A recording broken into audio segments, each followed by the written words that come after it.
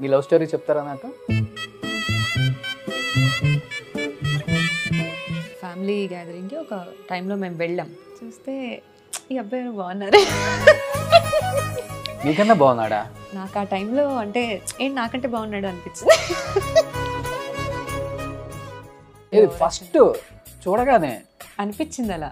Expect చేయలేనిది ఏంటంటే నాకు ఇన్స్టాగ్రామ్లో రిక్వెస్ట్ వచ్చింది.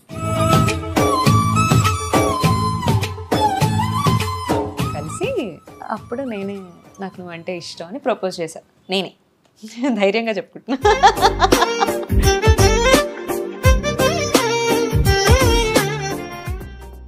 మీకు ఒక చిన్న సర్ప్రైజ్ ఇవ్వనా? ఏదో చేస్తున్నారు మీరు. ఆ టచ్ అర్థమవుతుందా? ఇది గీత అయితే కాదు. ఎవరు మరి?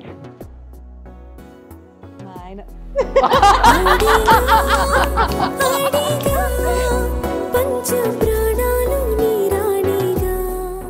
So Jayanthi is here. ఎలా హౌ అంటే ఎలా ప్లాన్ చేశారు? మేమిద్దరం ముందు నుంచే friends. Okay.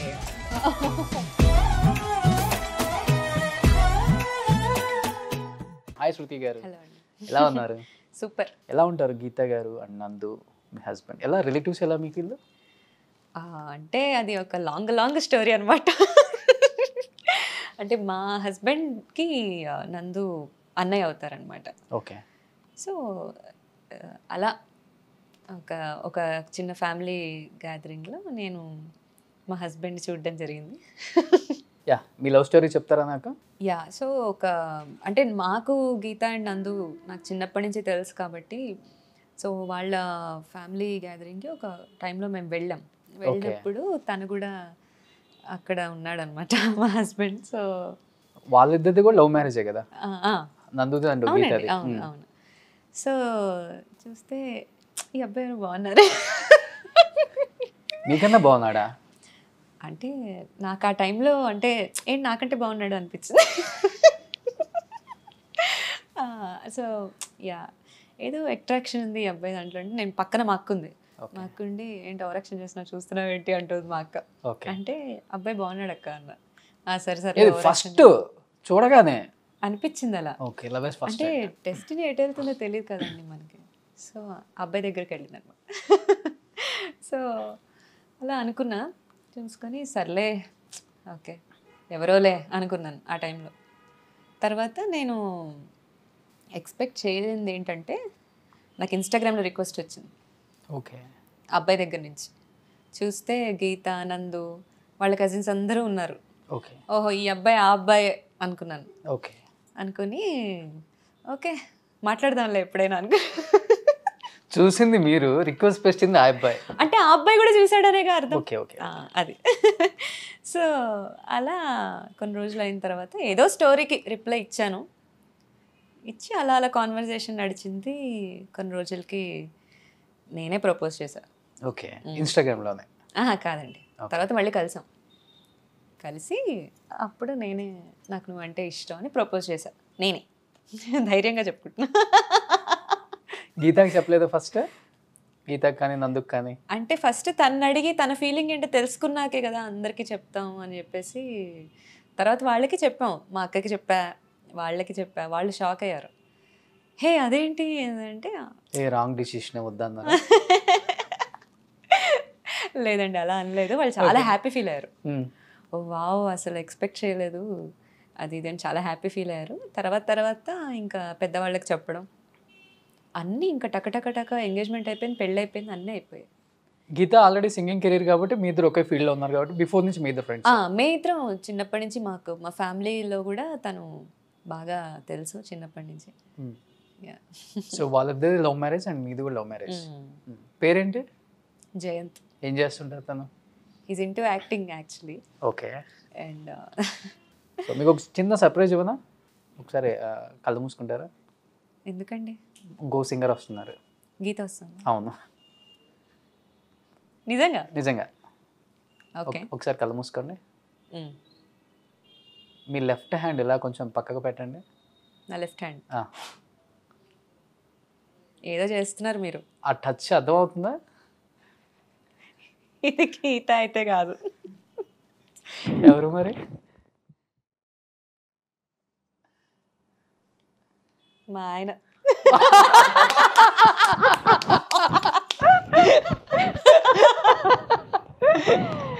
So Jayant is here. ఎలా హౌ అంటే ఎలా ప్లాన్ చేశారు? మేమిద్దరం ముందు నుంచే ఫ్రెండ్స్. ఓకే. ఒక 6 years నుంచి. యా 6 years నుంచి మేమిద్దరం almost. Okay okay. So Jayant ఎలా అనిపిస్తుంది? వైఫ్ చాలా మంచి పాట పాడారు, సూపర్ డూపర్ సక్సెస్, అఖండ అందరికి పేరు వచ్చింది అండ్ తనకు కూడా మంచి నేమ్ వచ్చింది. నీకు ఎలా అనిపించింది తన పాట కానీ సినిమా చూసిన తర్వాత? సినిమా ఎంటైర్ ద సినిమా ఎలా అనిపించింది ఫ్యామిలీకి? ఈ పాట తను రికార్డ్ చేస్తున్నప్పుడు కూడా నేను వెళ్ళాను స్టూడియోకి. So I felt very very happy. నేను అప్పుడే చెప్పాను ఈ పాట చాలా పెద్ద హిట్ అవుతుంది, నీకు ఖచ్చితంగా మంచి బ్రేక్ త్రూ ఉంటుంది, నో డౌట్ అని. ఓకే. అది రిలీజ్ అవ్వడం, మంచి హిట్ అవ్వడం, సో ఇంట్లో అందరూ వెరీ హ్యాపీ, ఫ్యామిలీ అందరూ, ఎక్స్టెండెడ్ ఫ్యామిలీ అందరూ happy. Okay, super happy. Super. నిజంగానే, ఎందుకంటే ఫస్ట్ టైం మేము థియేటర్లో చూసినప్పుడు కూడా నా పాట వింటూ ఏడుస్తున్నాడు. అయ్యో అనుకున్నా. తన కోసం పాడు డైలీ. అంటే ఫోన్ లో వినడం వేరు, కార్ లో వినడం వేరు. థియేటర్ లో అంత పెద్ద సినిమా, బోయపాటి గారు, బాలకృష్ణ గారు, తమ్మన్ గారు, పెద్ద సెటప్ కదా, అలా చూసేసరికి జనాల మధ్యలో ఐ ఫెల్ట్ వెరీ హ్యాపీ.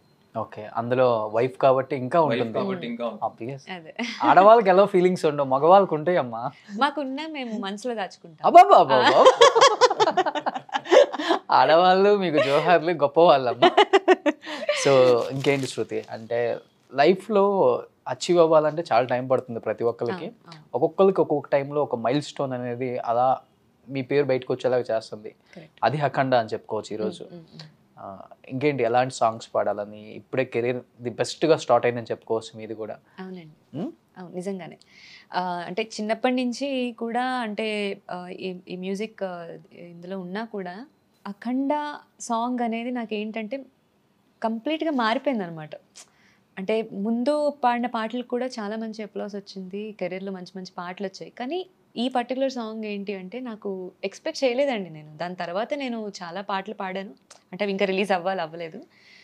అంటే రిలీజ్ అయిన సెకండ్ డే నుంచి నేను నాకు తెలుస్తోంది ఆ మార్పు ఏదైతే ఉంటుందో నాకు తెలిసిపోతుంది.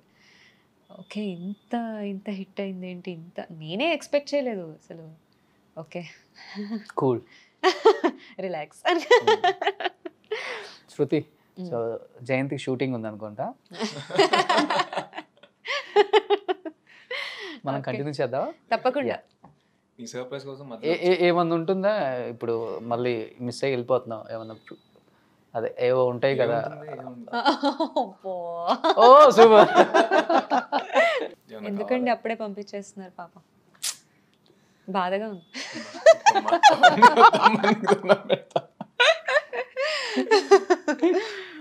థ్యాంక్స్ అండి, నిజంగా నేను ఎక్స్పెక్ట్ చేయలేదు సర్ప్రైజ్. ఓకే, అస్సలు.